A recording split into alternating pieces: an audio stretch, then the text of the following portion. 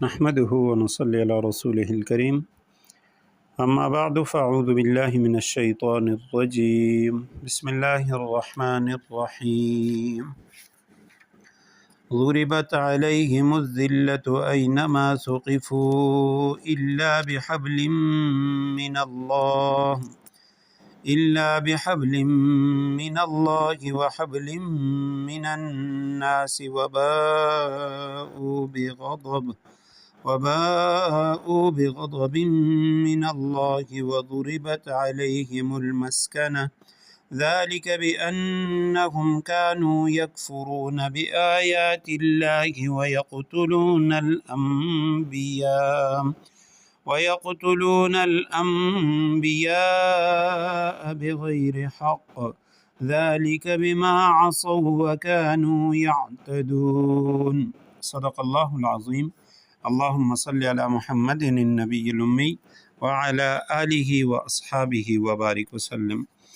سورہ ال عمران آیت کریمہ کا نمبر 112 ہے۔ آیت کریمہ کا ترجمہ یہ ہے: ضربت علیہم الذلۃ اینما ثقفوا، وہ جہاں کہیں پائے جائیں ان پر ذلت کا ٹھپا لگا دیا گیا ہے۔ الا بحبل من اللہ، الا یہ کہ اللہ کی طرف سے کوئی سبب پیدا ہو جائے، وحبل من الناس، یا انسانوں کی طرف سے کوئی ذریعہ نکل آئے جو ان کو سہارا دے دے۔ وباءوا بغضب من اللہ، انجام کار وہ اللہ کا غضب لے کر لوٹے ہیں۔ وضربت علیہم المسکنہ، ان پر محتاجی مسلط کر دی گئی ہے۔ ذالک بانہم کانوا، یہ اس وجہ سے کانوا یکفرون بآیات اللہ، کہ وہ اللہ کی آیتوں کا انکار کرتے تھے۔ ویقتلون الانبیاء بغیر حق، پیغمبروں کو ناحق قتل کرتے تھے۔ ذالک بما عصوا، نیز اس کی وجہ یہ ہے کہ وہ نافرمانی کرتے تھے۔ وکانوا یعتدون، اور ساری حدیں پھلانگ جایا کرتے تھے۔ ضربت علیہم الذلہ، ضربت ڈال دی گئی، مار دی گئی، لگا دی گئی۔ علیہم الذلہ، ان کے اوپر ذلت کو، رسوائی ان پر لازم کر دی گئی۔ اینما ثقفوا، اینما جہاں کہیں، ثقفوا وہ پائے جائیں۔ ثقف کسی چیز کو پانا، یعنی اس پر غالب آ جانا۔ تو اینما ثقفوا، جہاں کہیں وہ پائے جائیں ان پر ذلت کا ٹھپا لگا دیا گیا۔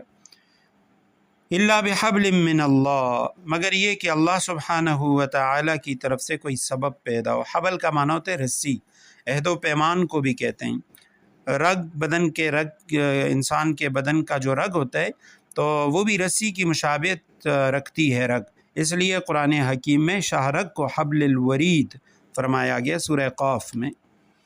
باؤ وہ لوٹے، بغضب من اللہ، اللہ کا غصہ لے کے۔ وضربت علیہم المسکنہ، اور ان کے اوپر مسکنت کو، محتاجی کو مسلط کر دیا گیا ہے۔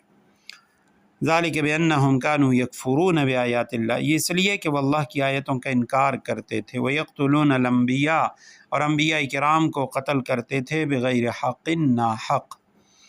ذالک بما عصوا وکانوا یعتدون، یہ اس واسطے کہ عصوا انہوں نے نافرمانی کی، وکانوا یعتدون اور وہ حد سے تجاوز کرنے والے تھے۔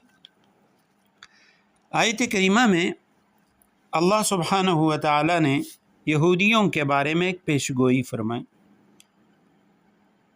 کہ یہودی جو ہیں ان کے اوپر ذلت اور مسکنت، اس کا ٹھپا لگا دیا گیا، جہاں کہیں ہوں گے یہ ذلیل ہوں گے۔ وجہ کیا ہے کہ اللہ کی نافرمانی، انبیاء کا ناحق قتل اور حدود سے تجاوز کرنا۔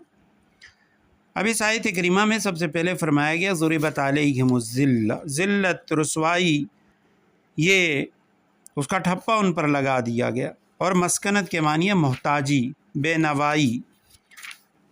مسکنت کا معنی یہ ہے کہ دولت کی کثرت کے باوجود اپنے کو فقیر اور جاہ و منصب کے ہوتے ہوئے اپنے کو حقیر سمجھنا، یہ مسکنت ہے۔ اللہ سبحانہ و تعالیٰ نے یہود کے بارے میں فرمایا کہ ان کے اوپر اللہ کی طرف سے ذلت، غضب، یہ ہمیشہ اس کا شکار ہوں گے۔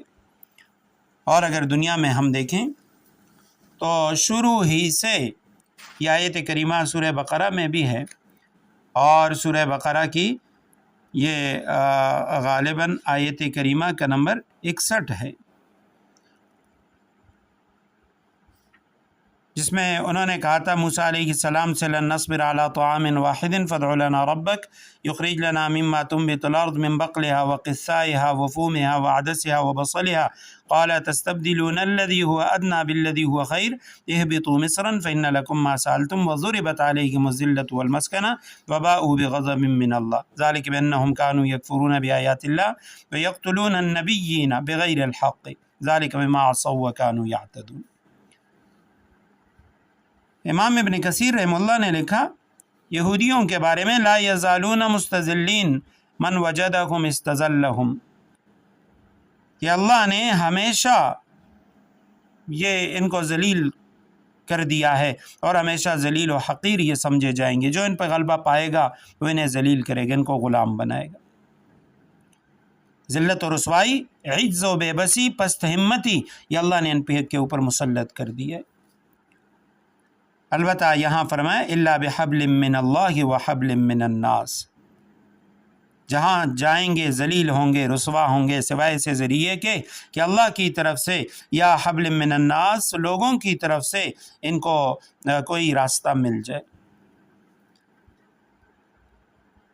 ہٹلر نے ان کا قتل عام کیا اور دنیا میں کوئی ملک ان کو پناہ دینے کے لیے تیار نہیں تھا، لٹے پٹے یہ آئے ہوئے تھے بیت المقدس کی طرف فلسطین میں، اور وہاں پہ انہوں نے پھر قبضہ کر لیا۔ البتہ یہاں آیت کریمہ میں ایک بات ہے کہ الا ضربت علیہم الذلہ والمسکنہ وباؤوا بغضب من اللہ، اللہ کا ہمیشہ ان پہ غضب اور غصہ ہوگا، اور ذلت اور مسکنت ان کے اوپر مسلط کر دی گئی ہے۔ تو کسی کے ذہن میں یہ بات آ سکتی ہے کہ یہودیوں کے آج کل تو پوری دنیا کا جو پوری دنیا کی معیشت، تجارت وہ یہودیوں کے ہاتھ میں، تو علماء نے لکھا اس کا جواب یہ ہے کہ یہودیوں کے کچھ لوگ وہ تو بہت امیر ہیں لیکن باقی افلاس ان میں زیادہ ہے۔ اور بعض حضرات نے لکھا کہ مسکنہ کے معنی ہوتے ہیں یعنی دولت کی کثرت کے باوجود اپنے کو فقیر سمجھنا، جاؤ منصب کے باوجود اپنے کو حقیر سمجھنا، یہ بہت بھی مالدار ہو جائیں کبھی غنا انہیں نصیب نہیں ہوگا، ہمیشہ مال کے معاملے میں یاری سی رہیں گے۔ اور ایک اور چیز الا بحبل من اللہ وحبل من الناس، بذات خود کہیں پہ ان کی حکومت نہیں ہوگی۔ آج بھی اگر اسرائیل کی حکومت ہے تو یہ بات کسی صاحب بصیرت پر مخفی نہیں ہے، اسرائیل کی حکومت در حقیقت یورپ والوں کے ایک مشترکہ چھاؤنی سے زیادہ کچھ نہیں ہے۔ ان کی جو قوت نظر آتی ہے وہ سب غیروں کے بل بوتے پر ہے۔ امریکہ، برطانیہ وغیرہ آج اس پر سے اپنا ہاتھ اٹھا لیں تو وہ ایک دن بھی اپنا وجود قائم نہیں رکھ سکتا۔ ساری دنیا نے دیکھ لیا ایران اور اسرائیل کی جو جنگ ہوئی، امریکہ اور باقی ممالک کی پشت پناہی کے باوجود وہ ایران کا کچھ نہیں بگاڑ سکا، خود ان کا بہت بڑا نقصان ہوا۔ اس لیے فرمایا الا بحبل من اللہ وحبل من الناس، یا تو اللہ سبحانہ و تعالیٰ کی طرف سے ان کو کوئی ڈھیل دے دی جائے، اور یا یہ ہے کہ حبل من الناس۔ تاہم قرآن کریم میں ایک مقام پہ ہے کہ الی یوم القیامہ، قیامت کی صبح تک ذلت اور رسوائی ان کا مقدر ہوگی۔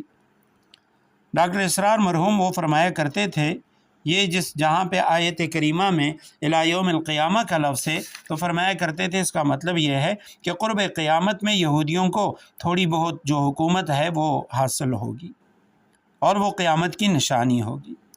الی یوم القیامہ کا مطلب یہ ہے۔ اور آیت میں فرمایا یقتلون الانبیاء بغیر حق، انبیاء کرام کا قتل وہ تو ہوتا ہی ناحق ہے، تو یہاں بغیر الحق یا بغیر حق یہ اس وجہ سے کہ یہودی بھی انبیاء کے قتل کو ناحق سمجھتے تھے لیکن پھر بھی اس فعل شنی کا انہوں نے ارتکاب کیا، ایک دن میں 43 انبیاء انہوں نے قتل کیے۔